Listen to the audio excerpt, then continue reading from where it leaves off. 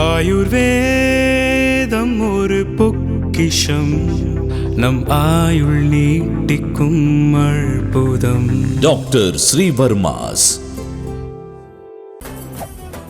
மெரிபா பன்னீர் soda. I trust Meriba. Periyar Maniammai Institute of Science and Technology, Tanjavur. B.Tech Biotechnology with specialization in computer science and biology. மாண்புமிகு முனைவர் சௌமியா அன்புமணி அவர்கள். மாண்புமிகு பேரவைத் தலைவர் அவர்களே, நெய்வேலி லிக்னைட் கார்பரேஷன் அவர்கள் கொடுத்த பதில் சொல்லியிருக்கிறாங்க. ஆனால் பார்த்தீங்கன்னா சிஎஸ்ஆர் கார்பரேட் சோஷியல் ரெஸ்பான்சிபிலிட்டிக்கு ஒரு சதவீதம் கொடுக்கணும். அதை மட்டும் அவங்க கொடுக்குறாங்களான்னு பாருங்க, கிடையவே கிடையாது. மனசாட்சி இல்லாத நிறுவனம் எதுனா அது என்எல்சி தான். தமிழ்நாட்டில் மனசாட்சி இல்லாமல் எல்லா விவசாயிகளையும் ஒரே நைட்டு வெளியில் தூக்கி போட்டுட்டு தண்ணியும் உறிஞ்சு அதை வளத்தையும் கெடுத்துட்டாங்க. அவங்களுக்கு எக்ஸாம் வச்சு வேலை எடுக்கிறாங்க. எதுக்கு எக்ஸாம் வச்சு வேலை எடுக்கிறாங்க? மண்ணின் மைந்தர்கள் அவர்கள்.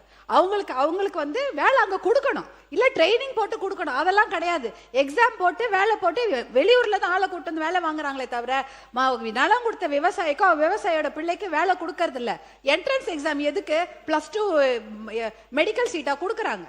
என்ட்ரன்ஸ் எக்ஸாம் கொடுத்து வேலை எடுத்துட்டு இருக்கிறாங்க. அதனால என்எல்சி கொடுக்குற எந்த தகவலுமே அது உண்மைக்கு புறமான தகவலாக தான் இருக்கும். சிஎஸ்ஆர் எவ்வளோ ஃபண்ட் அவங்க செலவு பண்ணியிருக்காங்கன்னு பாருங்க. அதுக்கு ஒரு கணக்கு கொடுப்பாங்க. ரோடு போட்டோம், இது பாலம் கட்டணும்னு. அது அவங்களுடைய வளாகத்துக்குள்ள தான் பண்ணியிருப்பாங்களே தவிர மக்களுக்கு எதுவுமே பண்ணவே இல்லை. அதை நீங்க தெளிவுபடுத்தி. மாண்புமிகு தொழில்துறை அமைச்சர். மாண்புமிகு பேரவைத் தலைவர் அவர்களே, இந்த என்எல்சி நிறுவனத்தை பற்றி உண்மையாகவே நிறைய பேர் நிறைய கோரிக்கைகள் வைக்கிறாங்க.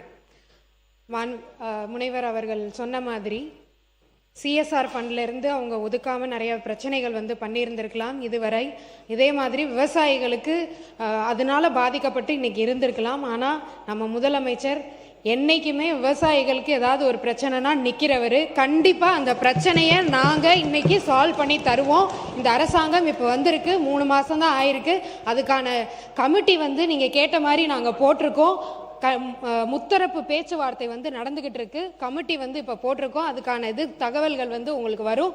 கண்டிப்பா யாருக்கும் எதிராக நாங்கள் நடந்துக்க மாட்டோம். விவசாயிகளுக்கு கண்டிப்பா சப்போர்ட்டா இருப்போம், மக்களுக்கும் சப்போர்ட்டா இருப்போம். அதே என்எல்சி நிறுவனம் அந்த மாதிரி இருக்காங்க அப்படின்னா அதுக்கான நடவடிக்கை இந்த அரசாங்கம் கண்டிப்பா எடுக்கும்.